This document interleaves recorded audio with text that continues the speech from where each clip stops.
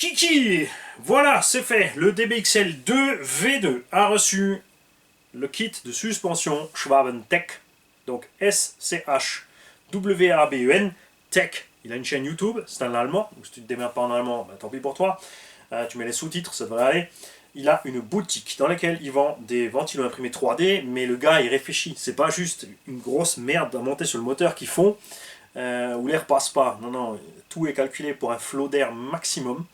Il s'est livré complet avec le ventilo et tout ce qu'il faut. Quand tu le reçois, tu le montes, tu le branches, ça fonctionne. Il fait des éclairages par LED. Bon, il est essentiellement lancé sur les grosses échelles, là. Donc on a ça à l'arrière. Ça, tu vas me dire, oui, il y a plein de gens qui le font. Mais combien te font ça qui n'est pas monté avec des Rilsan? Parce que ça, c'est vraiment monté. Tu desserres les deux côtés, tu mets ça dedans, tu serres. Il a imprimé la forme, des rails dedans, la pièce est coincée. Évidemment, si c'est moi qui roule qui atterrit sur le cul, ça risque de déboîter. Je dis pas, je risque de le détruire. Mais bon, c'est propre. Le câblage est fait pour que tu débranches ton câble d'origine, tu le branches dans la lumière arrière et tu branches ton kit de LED avant aussi dans cette pièce. Donc le courant passe tout simplement son même chemin. Il n'y a pas besoin de mettre un deuxième câble, de tirer une deuxième ligne. Tout va ensemble. C'est prévu évidemment pour ceux qui mettent 7,4 ou 8,4 volts sur le bec. Ça va de soi. On a donc des ressorts plus durs qui nous viennent de RCK Online. On a les très durs à l'arrière, les moyens à l'avant. Perso, j'aurais fait l'inverse, mais c'est vrai que cet engin a un problème. Enfin pour moi, c'est que on a le moteur Elvario sur la moitié arrière, 800 grammes à 1 kg le moteur, 650 grammes le Vario et 650 à 800 grammes une batterie. Ça, c'est trois éléments qui sont à l'arrière, tout le poids derrière, la deuxième batterie est devant, 6 à 800 grammes qui compensent donc le cerveau et le reste. C'est même un peu plus, mais c'est pas très grave. Et là, je dois dire que ça doit bien aller, surtout avec les pistons. Donc, pour ceux qui n'ont pas vu la vidéo, allez voir la vidéo à ce sujet. Ces pistons ont été imprimés 3D de façon spécifique. L'huile réagit différemment entrée et sortie de compression. Donc, il y a une réaction différente entre compression et décompression. Ajouté à ça, il y a des petits trous dans le sens, si ton piston est posé comme ça dans l'amorto, ton trou est par là, vers le centre de l'amorto. Dans la partie conique où l'huile repasse dedans. Ce qui fait que sur un gros choc, l'huile va passer différemment à l'intérieur. Il y a des petites chambres à émulsion pour qu'en plus l'huile qui arrive avec les pressions, ça travaille ensemble. C'est la technique utilisée à l'échelle 1 en compétition. C'est peut-être un peu poussé. Est-ce qu'on va vraiment remarquer la différence de ces chambres en plus ou non? Ça, je ne sais pas. Par contre, le fait d'avoir mis ces pistons dedans, puisque d'origine, il y a un gros problème. C'est typique des grosses échelles. Horizon B, il fait toujours cette connerie. UFRC aussi, hein, sur Growler on avait ça, et sur le Ghost Rabbit, c'est de la grosse merde. Le ressort est plus long que la morteau, donc il est déjà comprimé à 2-3 cm. Et à 5 cm de compression totale, il est au maxi, il ne peut pas plus. On va dire qu'il fait 10 kg, il encaisse 2 kg au centimètre. Donc déjà tu le montes, il perd 4 kg, il lui reste 2, 3, 4 kg à gérer, et ensuite il s'effondre comme une merde en fait. Le véhicule, boum, il traverse comme s'il n'y avait pas de ressort, il tape par terre, ça remonte et ça rebondit. Donc très désagréable à rouler, nécessite de l'huile relativement dure, ce qui fait que l'engin rebondit sans être très ferme, surtout avec des pneus aussi durs encore que ça. C'est franchement pas terrible. C'est franchement pas terrible. Là, avec ses ressorts et ses pistons, regarde, on est souple sur les petits mouvements. Ensuite, on durcit bien à l'arrière, regarde, tu vois. À l'avant, c'est encore plus marqué. Regarde l'arrière, tu vois, ça remonte en douceur. Là, il n'y a pas les batteries dedans, hein, forcément, parce que les batteries, ça pire. Avant, ça se pose, ça remonte quasiment pas, puisque c'est la force motrice qui va le faire remonter, alors qu'à l'arrière, quand tu tapes comme ça, tu vois, là, ça remonte, mais quand tu remets les gaz, ça va empêcher ton véhicule de monter. Donc, c'est bon pour l'assiette. Ça devrait bien se passer. On va voir ça. Il livre l'huile avec les pistons, tout ce qu'il faut pour le montage, très important. Il faut démonter les pistons, sortir les tiges d'amorto, il te livre 3 petits caoutchoucs à mettre par tige d'amorto en butée de suspension. Tu vois, là, on tape sur les butées. Évidemment, ces butées sont en caoutchouc, on peut les écraser. Très important, puisque le piston livré est plus haut que l'origine. Donc si tu mets pas ça, tu vas défoncer le piston dans le capuchon. Mauvais, pas bien. Il n'y a pas de membrane. Il n'y a pas de purge. Donc voilà, certains vont appeler ça un amortisseur à émulsion. Pour moi, de l'air dans un cylindre, c'est de la merde, ça n'a rien à faire là. Suffit d'avoir de l'huile plus ou moins épaisse si tu veux des réactions différentes. Donc, pour purger, il te donne une pièce avec en plus, parce qu'il n'y a pas de purge de prévu. Comme le piston est plus grand volume, il faut moins de volume d'huile. Donc il y a une petite pièce en plus avec pour compenser le volume d'huile, pour te donner la dose. Ensuite tu fermes et il te conseille de purger par le dessous. C'est-à-dire que tu remplis bien, tu retournes la morteau, tu dévisses le capuchon inférieur, tu comprimes ta tige, tu joues avec jusqu'à ce que l'air ait le temps de sortir. Quand l'huile arrive, tu peux fermer. Comme on purge un radiateur ou n'importe quoi, un cylindre qui est censé être plein de liquide sans air dedans. Pourquoi? Parce que l'air réagit différemment à la température. L'air est compressible, l'huile non, l'huile hydraulique. Donc ça réagit aux conséquences, donc si tu as de l'air dedans, tu vas modifier les réactions entre ton amortisseur posé et l'air est en haut, donc il va fonctionner normal, et une fois qu'il aura pris 2-3 fois l'air, il va fonctionner différemment. Il y en a qui disent que bon, avec l'air dans l'huile, sur les petits chocs, ça se comporte mieux, et ça peut quand même prendre les gros chocs avec une réaction d'huile normale, mais pour moi ça passe par un piston double effet, comme on a là-dedans, tout simplement. Tout simplement. Donc là, ça c'est clair que c'est au point. Je vais te montrer quelque chose que tu peux pas faire avec ton DBXL d'origine. Touche pas. Tu vois, il s'arrête, ça va bien. L'origine là, tape par terre. Bien. Pour monter le ZTV Beast Pro 300 là-dedans, il y a un variateur Obi-Wan qui arrive à ce sujet, 12S. Celui-là fait 650 grammes. C'est un variateur 300 ampères en continu, 1500 ou 2000 en pointe. Il y a un bec de 6 à 7,4 ou 8,4. Bien balèze. Tout le boîtier en alu, double ventilateur, waterproof. Je suis jamais allé les rouler dans l'eau. Des varios à 400 €, j'aime pas trop les rouler dans l'eau, tu vois. Mais c'est censé tenir. Le nouveau B-Wing, 750 grammes, 600 €. Là, tu te dis waouh, waouh, waouh. Il y a un capteur. Mais combien il existe de moteurs à capteur en 1/5 pour l'instant? Il y a le Castle, mais si tu branches le Castle sur le Obi-Wan, ça va marcher, mais tu n'auras comme toujours pas le mode full sensor. Chez Castle, c'est l'inverse, ils ont fait les moteurs à capteur, ils n'ont pas de vario à capteur 8 à 12S. Enfin 8S si, mais pas le 12, alors que le moteur 800 kV prend 12. C'est un peu dommage. Donc on attend ça de la part de Castle aussi. Moi j'attends impatiemment le nouveau Flyer qui va être en boîtier, plus gros qu'un Max 5, mais pas aussi gros que le Max 4 et pas aussi lourd, normalement. Et aussi pas aussi cher, parce que là ça va plus. Je suis pas pour. Je m'attendais à autre chose de la part de Obi-Wan, ils se sont poussé le bouchon trop loin, voilà. Moi j'ai pas envie. Bien. Donc, chose paradoxale chez RCK Online, c'est là qu'il a acheté le kit de conversion 12S, tu reçois un moteur surpasse Goul RC, donc qualité bof. Ils font les Taurus c'est la gamme un peu au-dessus, ça c'est la qualité bof. 500 kV ou 550 kV, et il livre, je ne sais pas pourquoi, un pignon de 16. Parce que, avec un pignon de 13, c'est ce qu'on a fait là, moi je roulais le Léopard 530 kV en 12S avec le pignon de 13, l'engin avait une Vmax de 80-85 km/h. Donc avec un 16, on atteint les 100, c'est n'importe quoi, je roule pas. Et du coup forcément, tu as une grosse conso, une grosse chauffe, et c'est pas du tout le but de rouler en 12S. Pour moi, pour rouler en 12S dans un engin de 14-15 kg, c'est qu'il se comporte comme un buggy, un 8ème en 4S. Donc un petit 75-80 me suffit, donc avec le pignon de 13 on est bien, donc c'est pour ça qu'en 2013 et pas le 16. Et il te livre une plaque pour monter le vario. Le gag, c'est que la plaque qu'il te livre, c'est la plaque d'origine.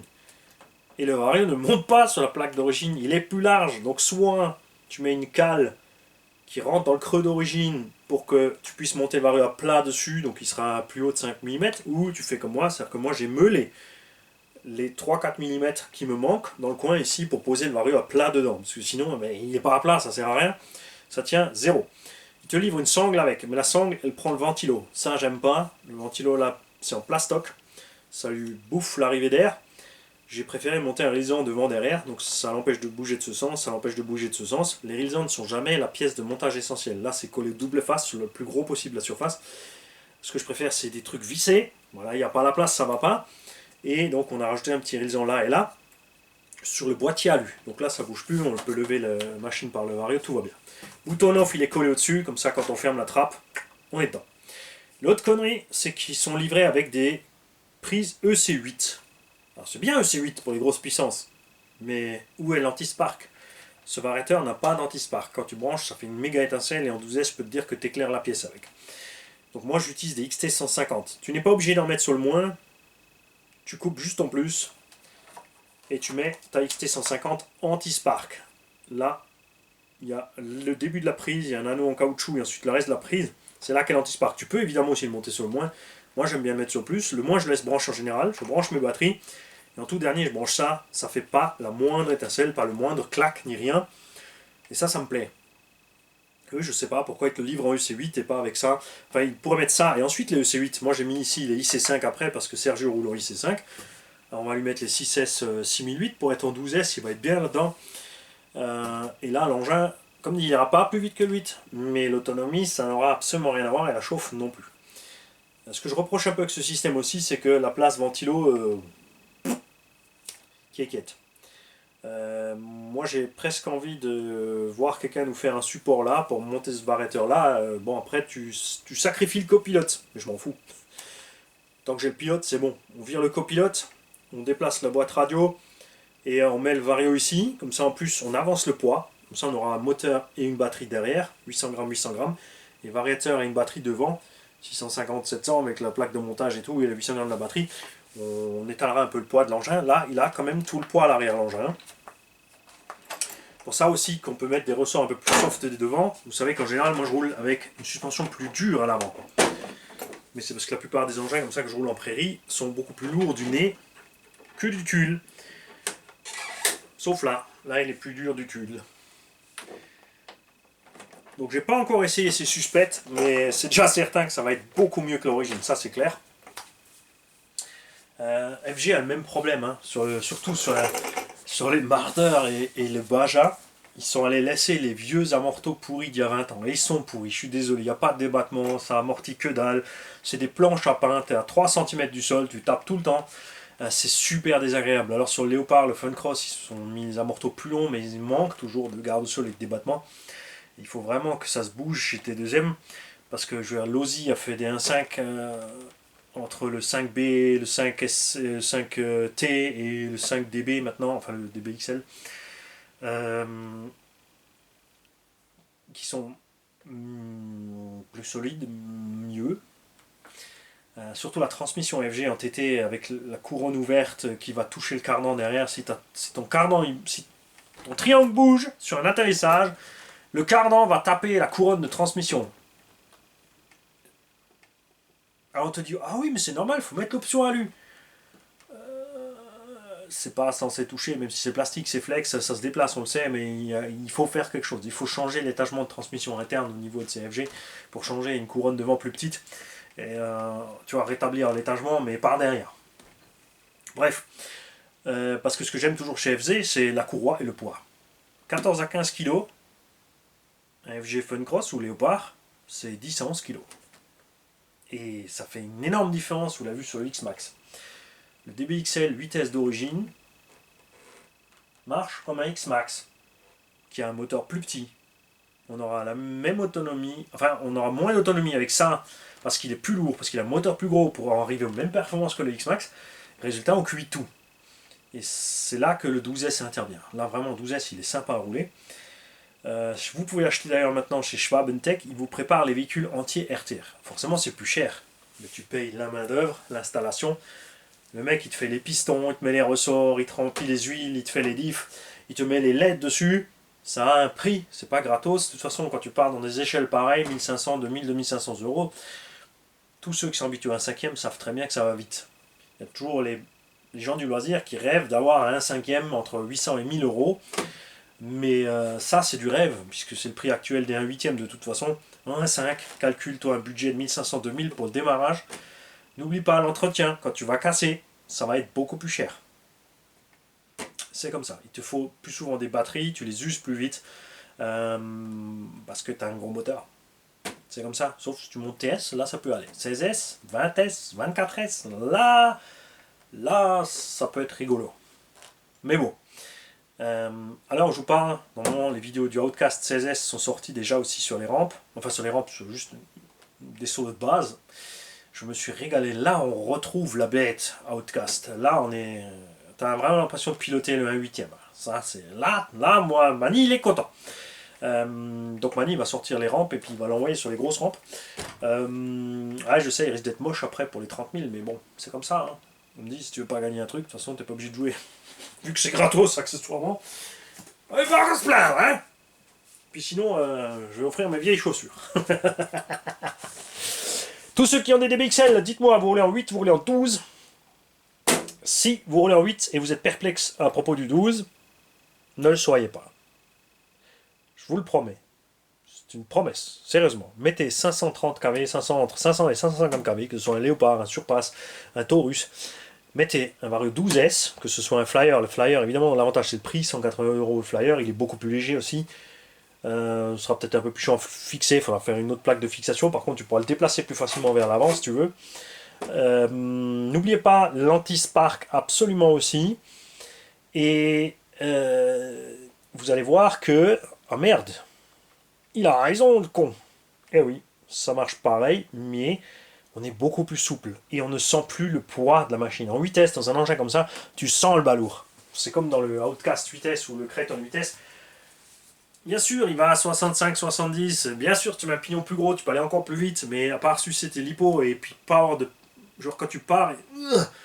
Il n'y a rien quand tu es en l'air, c'est vrai, c'est comme le X-Max d'origine. Quand tu es en l'air, quand tu es comme ça avec l'assiette, redresse,